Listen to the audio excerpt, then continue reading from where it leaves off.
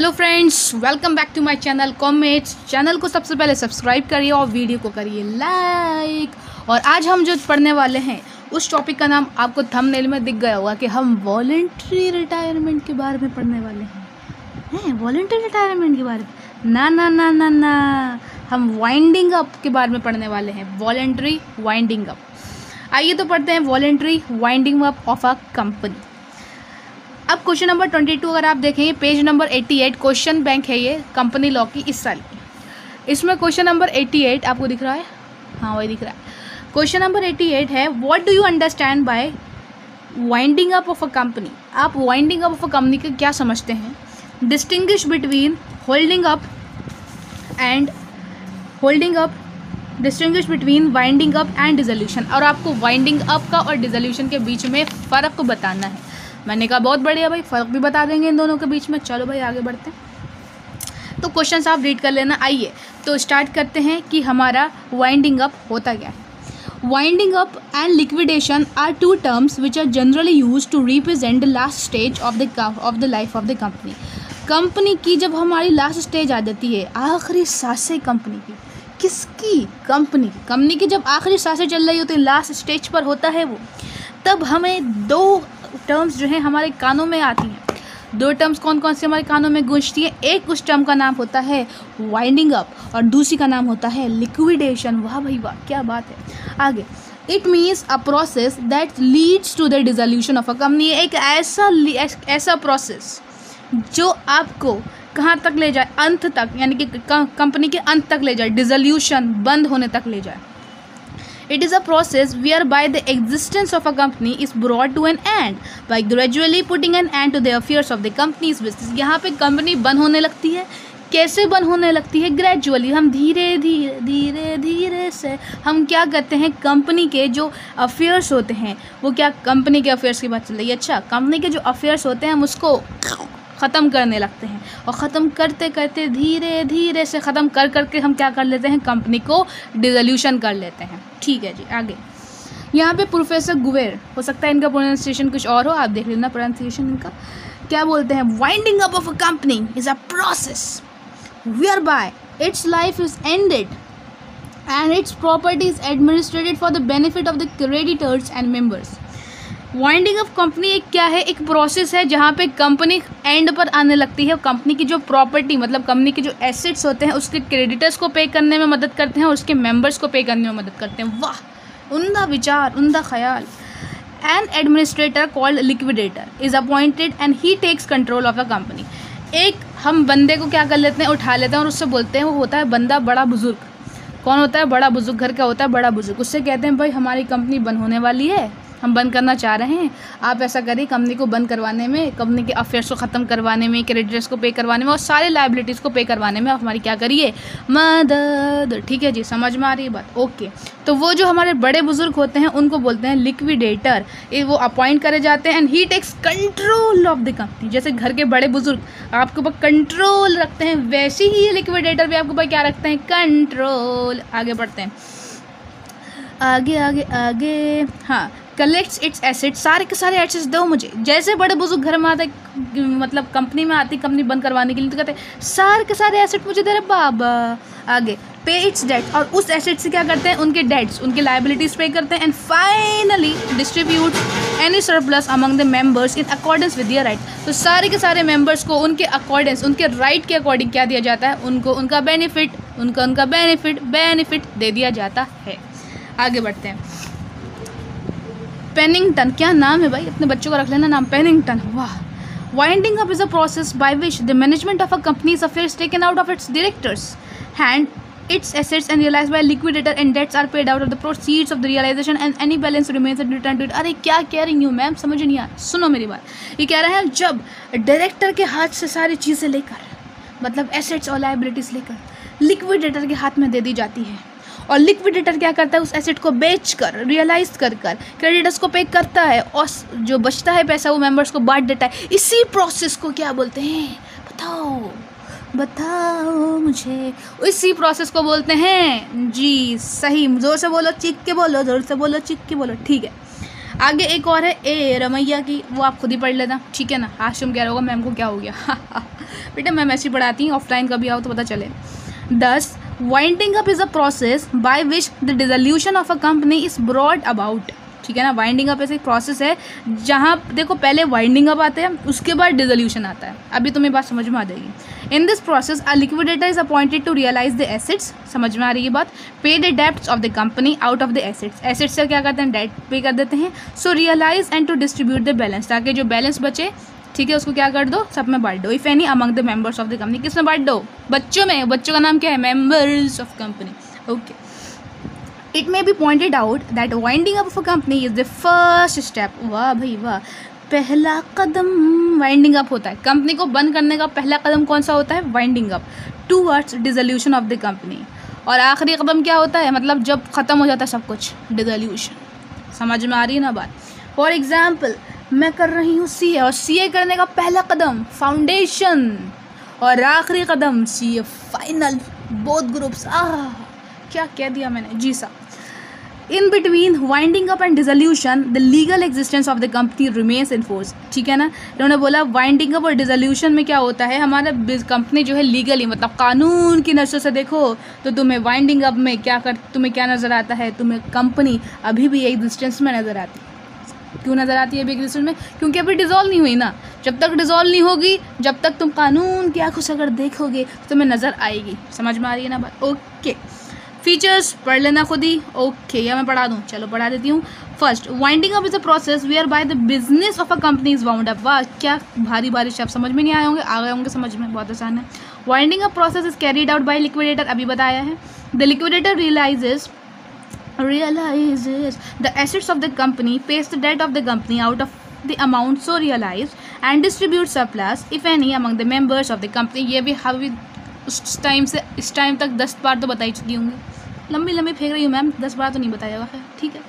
Fourth point, winding up of a company does not imply insolvency of the company. अपने बच्चे समझते हैं जब कंपनी का दिवालिया निकल जाता है, मतलब लायबिलिटी ज़्यादा और एसेट कम, तब कंपनी क्या होती है, वाइंडिंग अप करना शुरू होती है। ज़रूरी नहीं, बहुत सारी कंपनी ऐसी होती हैं जो अभी भी सॉल्वेंट होती हैं, लेकिन वो क्या करती है, अपने आप को बंद करने लगती हैं, मतलब ख़त्म कर रही होती हैं। तो ये मत समझना कि जब कंपनी इंसॉल्वेंट हो रही है तभी वो अपना वाइंडिंग अप करेगी ना। A perfectly solvent company can also be wound up of its if its members so desire। अगर मेंबर चाहते हैं तो सॉल्वेंट कंपनी भी क्या करती है, अपने आप को वाउंड करना स्टार्ट कर देती है। Moreover a company can not be adjudged as insolvent under the insolvency laws. अब मेरा बच्चा तुम्हारी बारी आएगी, किस चीज़ की बारी आएगी, अपनी वोकैबुलरी इंक्रीज करने की। तो देखो सबसे पहले क्या लिखा है, एडजेंट, इसमें फर्स्ट पॉइंट लिखा हुआ है, लिख लेना ऊपर। एडजेंट का मीनिंग होता है declare to be, declare to be. ठीक है, इन्होंने क्या बोला है, कंपनी डिक्लेयर नहीं कर सकती, क्या नहीं डिक्लेयर कर सकती, company as insolvent under the insolvency law. क्या कहती हूँ मैम। ओके, आगे बढ़ते हैं। Question number 5, there is difference between winding up and dissolution of a company. Company के जो वाइंडिंग अप और डिसोल्यूशन में क्या होता है, डिफरेंस होता है। क्या होता है रे बाबा, डिफरेंस होता है रे बाबा। आप लोगों ने मुझे ईद मुबारक नहीं बोला भाई, ईद मुबारक आप सबको भी। Okay, in between winding up and dissolution the legal existence of the company remains, therefore it is liable for taxes and other liabilities। अभी हमने वो पढ़ा कि लीगल एग्जिस्टेंस हमारी रहती है कंपनी की, लेकिन कंपनी जो होता है ना मेरा बच्चा, वो लाइबल रहता है। किस चीज़ के लिए लाइबल रहता है, कि वो पे करे, क्या पे करे, अपनी लाइबिलिटी, अपने टैक्सेस पे करे और लाइबिलिटीज़ पे करे। ऐसा नहीं करा जब हमने वाइंडिंग अप करना स्टार्ट कर दिया और हम ये सोचें कि हमारी कंपनी लीगली एग्जिस्ट नहीं करती है तो हम टैक्स भी पे नहीं करें और लाइबिलिटी से पे करें ना। जब तक कंपनी बिल्कुल नहीं ख़त्म हो जाती तब तक तुमको टैक्सेस भी पे करना है, तुमको तुम्हारी लाइबिलिटीज़ भी पे करना है। समझ में आ रही बात। ओके मेरा बच्चा, आगे बढ़ते हैं। The company can not be dissolved as soon as the winding up commences. Company क्या कह रहे हैं, कंपनी डिसॉल्व ही नहीं हो सकती, कंपनी डिसॉल्व ही नहीं हो सकती, कैन नॉट बी डिसॉल्व, जब तक वाइंडिंग अप स्टार्ट नहीं होगा। मैंने पहले बताया था कि वाइंडिंग अप क्या होता है। वाइंडिंग अप मेरा बच्चा क्या होता है, वो पहला स्टेप होता है। वाइंडिंग अप हमारा पहला स्टेप होता है। Okay, winding up always precedes dissolution. Precedes का मतलब होता है पहले, प्राइमरी जिसे बोलते हैं, ठीक है ना। वाइंडिंग अप हमेशा डिसोल्यूशन से पहले होता है, ऑब्वियसली बात है, समझ में आई। सीए फाउंडेशन हमेशा सीए फाइनल से पहले होता है, या पहले फाइनल दे दो उसके बाद फाउंडेशन दे दो, ऐसा कुछ होता है बाबा? नहीं होता है ना रे बाबा। आगे बढ़ें जी। Dissolution is that stage of a company when the business affairs of the company have been completely wound up. Dissolution वो स्टेज होती है जब हमारी कंपनी की सारी बिल्कुल ख़त्म हो जाती है, completely wound up. On dissolution the existence of a company legally to an end. और जब हमारी कंपनी जब डिसॉल्व हो जाती है तब कंपनी का एग्जिस्टेंस कानून की आंखों से तुम देखो तो बिल्कुल ख़त्म हो चुका होता है। इंसान मर गया है, उसे दफन कर दो वाली कंडीशन आ जाती है, ठीक है ना। कोई भी मेरी बात बुरी लगे तो मुझे माफ़ कर देना, और मैंने कोई गलत पॉइंट पढ़ाया हो तो मुझे भी कमेंट सेक्शन में बता देना, और मुझे जल्दी से फॉलो करो इंस्टाग्राम पे, डालो रजा हयात, बिल्कुल आपको मिल जाएगी मेरी शक्ल, मतलब मेरी आईडी मिल जाएगी, वहाँ जाके मुझे फॉलो करो। लेकिन अगर यूजलेस मैसेज करे, एक बार मैसेज एक जैसे मैसेज अलग अलग वर्ड्स में लिख कर दोबारा करे तो मैं वहीं पर तुम्हारा अकाउंट ब्लॉक कर दूँगी, प्लीज़, ठीक है ना। Try to understand, I don't have too much time to give to give the answer to all your queries. Okay Chanda, next अब स्टार्ट होता है dissolution of a company. Company को डिसॉल्व कैसे करते हैं?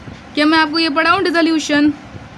पढ़ाऊँ क्या डिसोल्यूशन? ना, मैं आपको सिर्फ पढ़ा देती हूँ वाइंडिंग अप और डिसोल्यूशन का डिफरेंस पढ़ा देती हूँ, ठीक है। ये आप खुद पढ़ लेना, ईजी है। देखो, meaning winding up is a process whereby assets are realised, debts are paid off and surplus if any is distributed among the members of the company. हज़ार समझा दिया, अभी समझाऊंगी। Dissolution is that stage of a company when all steps of winding up are complete. जब winding up के हर step पूरा complete हो जाता है तब हम क्या बोलते हैं? डिसॉल्व होता है। And business affairs of company have been completely wound up. और बिजनेस के अफेयर्स, बिजनेस के ट्रांजेक्शन बिल्कुल शून्य हो जाते हैं, तब हमारी कंपनी क्या होती है? डिसॉल्व होती है। दूसरा क्या है? Legal existence. ये भी पढ़ लेते हैं भाई, legal existence. During the process of winding up, legal existence of the company remains intact in the eyes of law. उन्होंने बोला जब वाइंडिंग अप की प्रोसेस चल रही होती है तो कानून की नज़रों में देखोगे, इन द आइज ऑफ लॉ तुम देखोगे तो कंपनी इंटैक्ट में, मतलब कंपनी अभी जिंदा है, अभी हम जिंदा है रहे। कंपनी क्या बोलती है कानून की आंखों में? अभी हम जिंदा है रहे हैं, ठीक है ना। Okay, dissolution puts an end the legal existence of the company. Dissolution जब होता है तो उससे कानून की आंखों में तुम देखो, इन द आइज ऑफ लॉ या लीगली तुम देखो तो कंपनी ख़त्म हो चुकी होती है। आगे, business affairs. During the course of winding up, a company may continue to carry on its business affairs as are necessary for beneficial winding up of the company। जब हम वाइंडिंग अप कर रहे हैं तो हम ट्रांजैक्शन कर सकते हैं? सवाल उठता है, जी कर सकते हैं, लेकिन वह ट्रांजैक्शन कंपनी के बेनिफिट्स में होना चाहिए, ये यहाँ पे लिखा हुआ है। आगे, note business affairs remain to be carried out on order of dissolution. जब एक बार डिसोल्यूशन का ऑर्डर आ गया मेरा बच्चा, ना चंदा ना, तुम कुछ नहीं कर पाओगे, आगे ख़त्म, टाटा बाय बाय, ठीक है। आगे, decision. The final decision of winding up is taken either by the tribunal और by both members and creditors of the company. देखो भाई, वाइंडिंग अप के दो तरीके से हम डिसीजन ले सकते हैं, या तो ट्रिब्यूनल ले ले, ठीक है ना, कहेंगे ट्रिब्यूनल ले ले, या फिर मेंबर्स और क्रेडिटर्स ले लें। ये दोनों तरीके हो सकते हैं। ट्रिब्यूनल का मतलब समझते हो ना, जाके गूगल कर लो, पता है तुम्हें, मुझे पता है, मैं इतना सब कुछ नहीं बताने वाली हूँ। आगे, the final decision of dissolution of a company is always taken by the tribunal. और जब हमारी कंपनी का फाइनल डिसोल्यूशन होता है तब मेंबर्स और क्रेडिटर्स डिसीजन नहीं लेते हैं, सिर्फ ट्रिब्यूनल डिसीजन लेता है। बहुत बढ़िया, एक नंबर। आगे बढ़ते हैं। Company liquidator. The process of winding up starts with the appointment of a company liquidator. Winding up शुरू कब होता है? जब हम बड़े बुजुर्ग को अपॉइंट करते हैं, मतलब जब हम लिक्विडेटर को अपॉइंट करते हैं, उस टाइम से, उसी टाइम से मैंने बोला था, हाँ, उसी टाइम से क्या होता है? हमारा वाइंडिंग अप स्टार्ट हो जाता है। The appointment of company liquidator comes to end on dissolution of the company. और जब कंपनी का डिसोल्यूशन होता है तो हम क्या कहते हैं? बड़े बुजुर्ग का आपने बहुत अच्छा काम करा है, टाटा बाय बाय, चले जाइए अब, ठीक है। Okay, certification of debts. During the process of winding up, any person can bring a claim of debt at the company. एक कंपनी, सामने एक कंपनी है XYZ कंपनी, वो क्या हो रही है? उसको वाइंडिंग अप हो रही है और उस कंपनी के पास मेरे कंपनी को मुझे पैसे देना है, मतलब मैं उसके क्रेडिटर हूँ, मेरी डेटर, मैं जाके क्लेम कर सकती हूँ, भाई लाओ निकालो मेरा पैसा। लेकिन कब कर सकती हूँ? जब वो कंपनी वाइंडिंग अप में होगी, ठीक है ना। तो यही बोला है, during the process of winding up any person can bring a claim of debt and the company, ठीक है ना। ओके, आगे देखो। After order of dissolution by the tribunal, अगर ट्रिब्यूनल से डिसोल्यूशन का क्या गया? डिसीजन आ गया, ऑर्डर आ गया, a debtor can not get hits claim certified. लेकिन सामने वाला अगर डिसॉल्व होने लगा, उसका ऑर्डर आ गया ट्रिब्यूनल से, क्या मैं उससे जाके अपने पैसे ले पाऊंगी? बताओ, आंसर दो कमेंट में। नहीं बताऊंगी मैं, ठीक है आगे बढ़ते हैं। सूट अगेंस्ट कंपनी, सूट का मतलब क्या होता है? केस फाइल करना। हाँ, ये तो हमें पता ही नहीं था। क्यों नहीं पता था? क्योंकि हमने क्या करा, बीकॉम फर्स्ट ईयर में तो पढ़ा ही नहीं। हंसी हंसी में कॉन्ट्रैक्ट,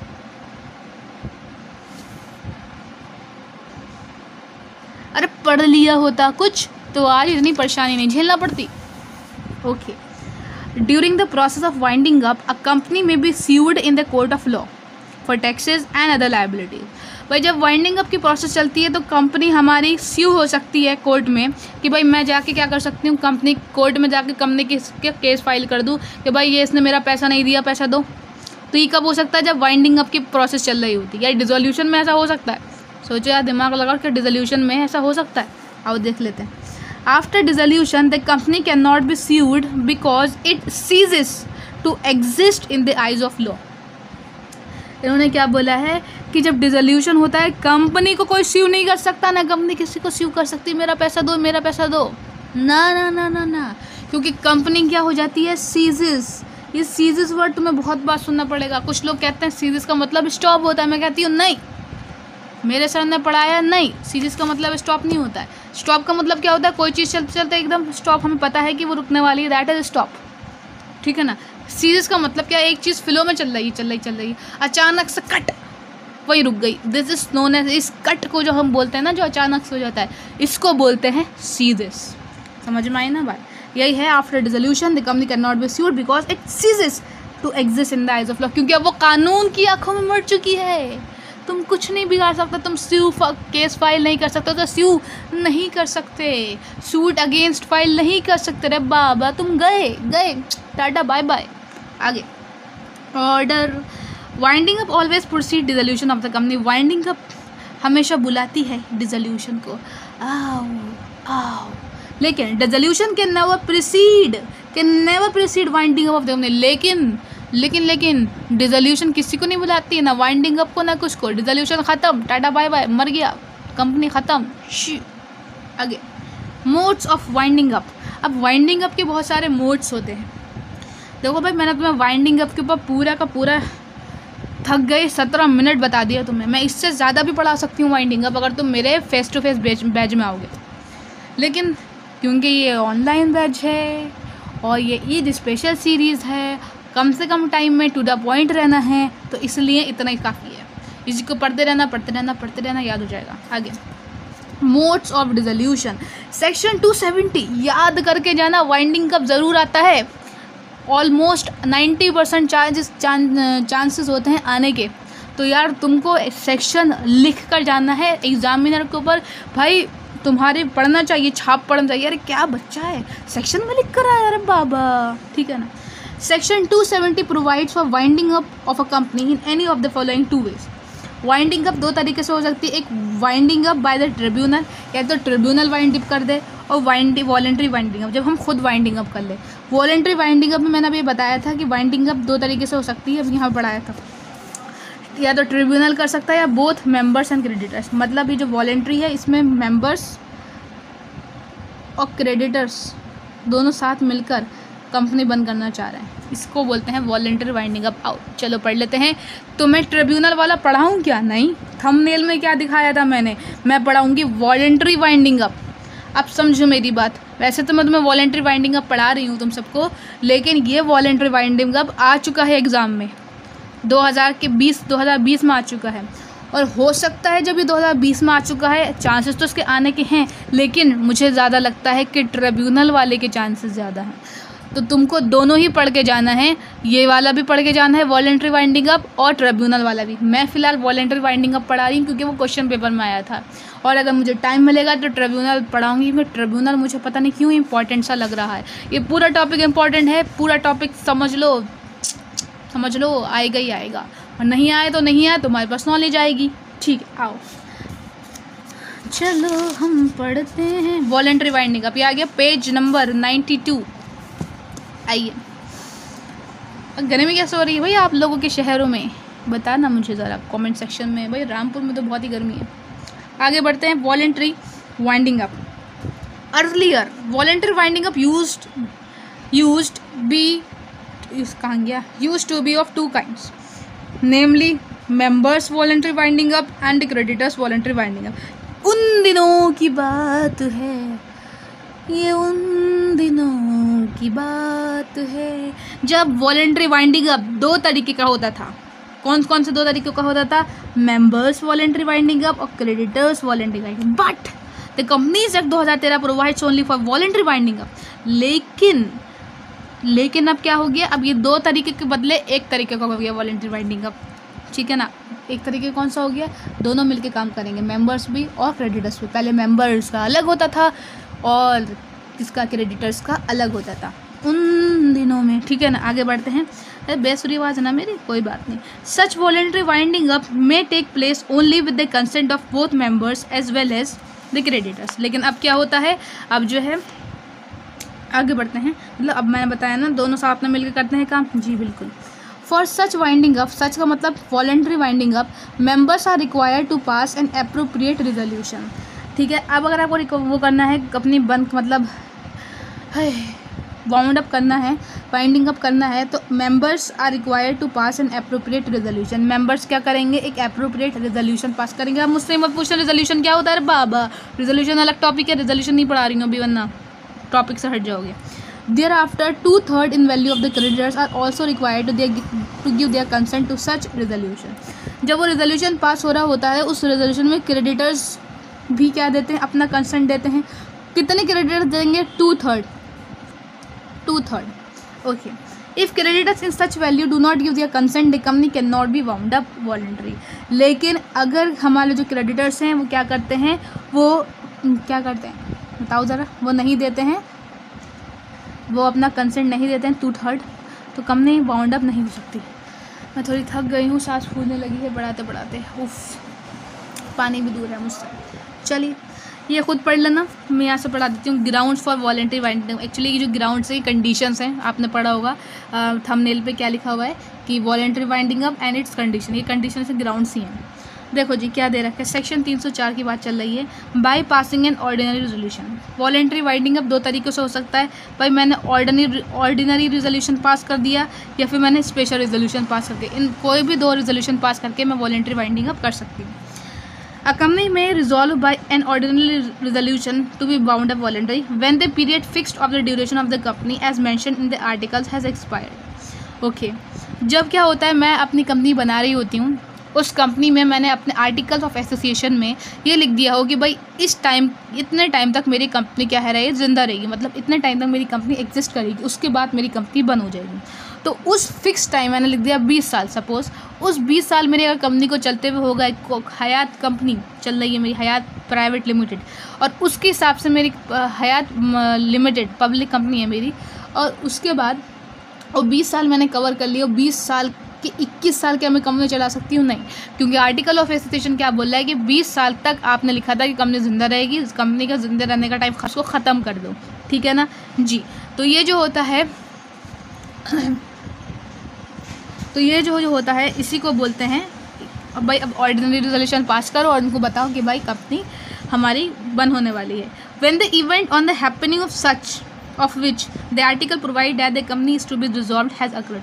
हमारे आर्टिकल ऑफ एसोसिएशन में कुछ लिखा है भाई अगर ये कुछ होगा ना, तो उस जब ये होगा तो तब हम अपनी कंपनी बंद कर देंगे। समझ में आ रही है ना भाई, अगर हमारी कंपनी के साथ ये हादसा, ये हैपनिंग होगी, तो इस हैपनिंग की वजह से हम अपनी कंपनी बंद कर देंगे, ठीक है। तो उस टाइम में हमारी कंपनी क्या हो सकती है, ऑर्डिनरी रेजोल्यूशन पास करके कंपनी बंद हो सकती है। अगर तुम ऑर्डिनरी रेजोल्यूशन पे ध्यान दो तो एक चीज़ हमारी कॉमन है, वो है आर्टिकल ऑफ एसोसिएशन। पहले पॉइंट में भी आर्टिकल्स की बात चल रही है और दूसरे पॉइंट में भी आर्टिकल्स की बात चल रही है, चल रही नहीं चल रही है। मतलब ऑर्डिनरी रेजोल्यूशन किसको देख के पास किया जाता है, आर्टिकल ऑफ एसोसिएशन को देख के पास किया जाता है, अकॉर्डिंग टू दीज लाइन्स। समझ में आ रही है। आओ, स्पेशल रेजोल्यूशन कब कब पास करके हम अपनी कंपनी वॉलंटरी बंद कर सकते हैं।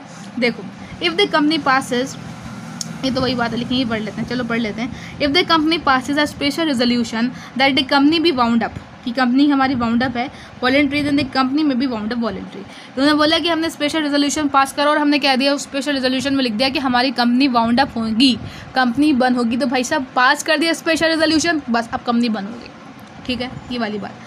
The resolution for voluntary winding up when passed must be advertised within 14 days of the passing of the resolution in the official gazette and also in some important newspapers circulating in the district of the registered office of the company.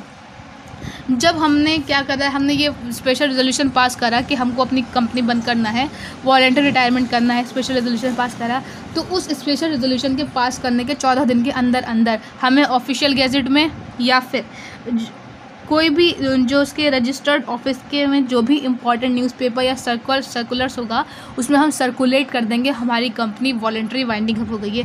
Advertise करेंगे, चीख के बताएंगे 14 दिनों के अंदर अंदर कि हमारी कंपनी बंद हो गई है, बंद हो गई है, बंद हो गई है। ठीक है ना जी। तो यहाँ पर आपका ख़त्म होता है वॉलंटरी वाइंडिंग अप। इतना सा था, मैं पहले बता रही हूँ कि वॉलंटरी वाइंडिंग अप 2020 में आ चुका है और हो सकता है फिर से रिपीट हो जाए, लेकिन इसका जो ट्रिब्यूनल वाला है, ठीक है ना, वाइंडिंग अप किससे हो रही है, ट्रिब्यूनल से, मुझे वो इम्पोर्टेंट लग रहा है। मुझे टाइम मिला तो मैं ज़रूर बनाऊँगी उसके ऊपर वीडियो। तो नेक्स्ट वीडियो तक के लिए अल्लाह हाफिज़, जय हिंद, जय भारत।